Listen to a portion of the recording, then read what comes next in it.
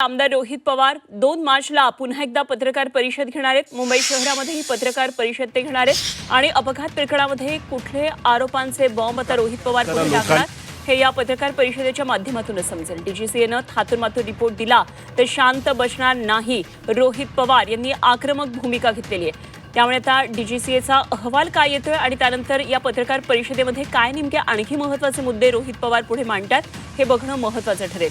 2 मार्चला रोहित पवार यांची ही पत्रकार परिषद मुंबईमध्ये होणार आहे। जे मुरली मोहोळ साहेब आहेत ते या देशाचे स्टेट एव्हिएशन मिनिस्टर तिथं आहेत। आता त्यांनी तिथं सांगितलं होतं की 1 महिना होण्यापूर्वी दुर्घटनेला आमचा रिपोर्ट तिथं आला पाहिजे। उद्या 1 महिना पूर्ण होतोय।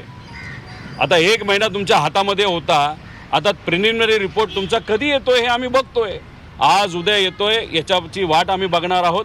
मी सोमवारी 11 वाजता मुंबई या शहरामध्ये तिथे एक प्रेस कॉन्फरन्स घेणार आहे। त्या माध्यमातून खरा रिपोर्ट काय असतो, काय पद्धतीने या घटनेमध्ये काय काय गोष्टी घडलेल्या आहेत हे मी तिथे सिद्ध करेल। आणि रिपोर्ट जो आज उद्या येणार आहे तो जर थातूर मातूर दिला, नावापुरता दिला तर महाराष्ट्राची जनता यांना सोडणार नाही।